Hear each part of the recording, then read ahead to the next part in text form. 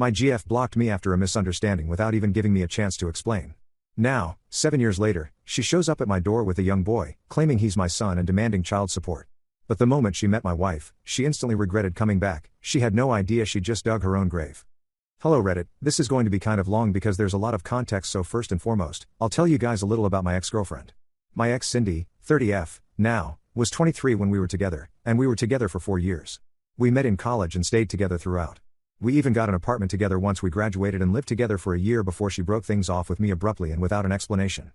Cindy was 1 year older than me and a senior in college, so I was too shy to go talk to her, and she's the one who had to initiate the relationship.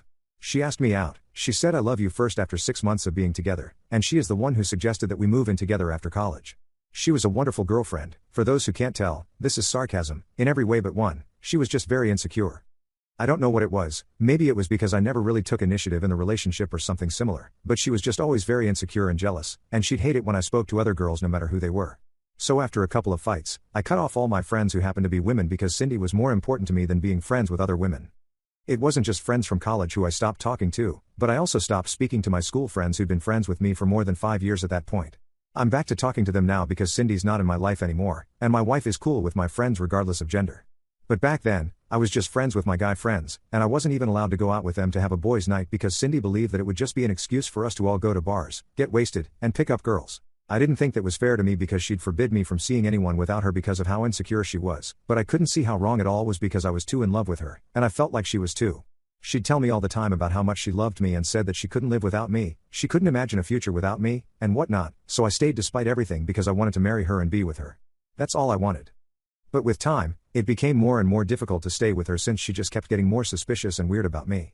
By the time we were living together, I couldn't do anything without her breathing down my neck. She checked my phone all the time, she'd monitor my movements, and if I didn't update her on my location at all times, then she'd threaten to lock me out when I came back home. So by now, you guys have some idea about how toxic our relationship had turned by the time we broke up. I still somehow found it in me to stay with her, but then surprisingly, she's the one who broke up with me, and it was over something insane because it was just a small misunderstanding that led to our breakup.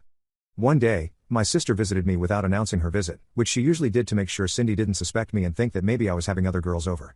Cindy wasn't at home when my sister, Lauren, 33F, dropped by. She was at a friend's place because she was allowed to meet her friends, and I wasn't allowed to suspect her. Anyhow, Lauren surprised me by dropping in unannounced, and I was so surprised to see her that I didn't even text Cindy to tell her that Lauren had come over, which I would have usually done. We got to talking and spent around 2 hours together at home, but then all of a sudden, she received a call from her boss and had to leave to go back to work urgently. The thing that caused my breakup was, unfortunately, the lipstick that Lauren had left behind when she'd taken it out to reapply it before she headed back to work. She was in a rush to leave, so she forgot it on the couch, and it was so small that I didn't notice it either. Then Cindy came back home a little after Lauren left, and she seemed happy until she found the little lipstick. I still remember it as clear as day. She sat on the couch and sprang back up as soon as she sat, then grabbed the lipstick that she'd sat down on, and I instantly knew that I was screwed because there was no way in hell that she was going to let this one slide. I tried to downplay it and told her the truth instantly. I told her that Lauren had come over to visit during her lunch hours, and she'd taken out the lipstick to reapply it because she had to go back to work.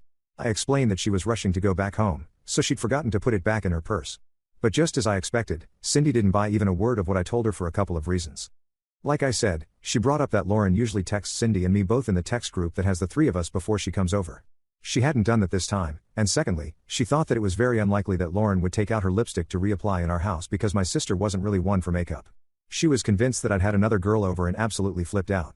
When I say flipped out, I don't mean it lightly. She really went psychotic and started screaming at me, cursing at me, randomly throwing things to the floor. First, she went for the cushions, then she threw some books to the floor while raging at me, but then it crossed a line when she grabbed the TV remote and threw it right at me. I ducked and managed to avoid it, but I knew that I needed to get the hell out of there, so I ran to our bedroom and locked myself in. I didn't have my phone with me, so I couldn't call anyone for help, and I just had to stay there by myself for like an hour while she went on and on about how I had betrayed her. She was screaming like a banshee outside the room, and I'll say that I was pretty scared. Then finally, the screaming sort of calmed down, and I finally gathered the courage to leave the room and check outside.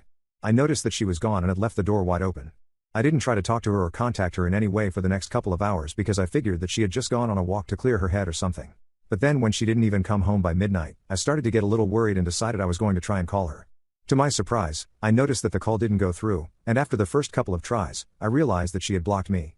I tried to text her, but with no luck because I was blocked there as well, and she had also removed me from all her social media accounts.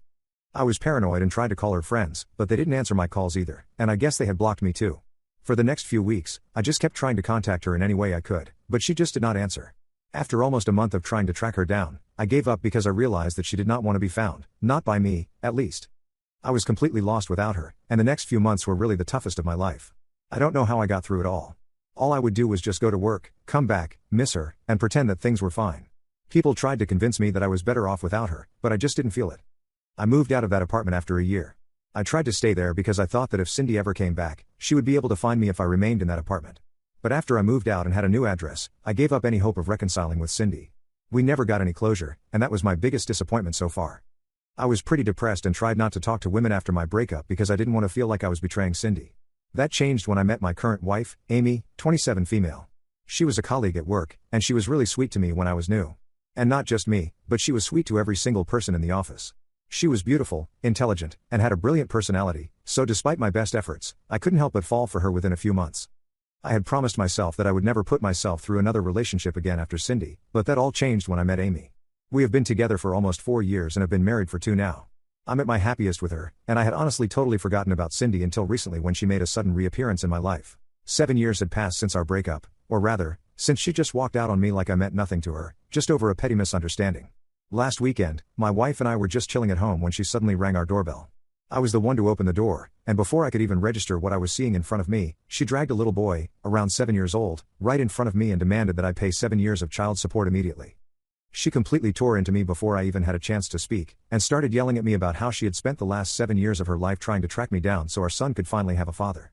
I just stood there silently while she yelled at me, accused me of being an absent father, and demanded that I pay child support to her and cough up the amount that I had managed to avoid for the last 7 years.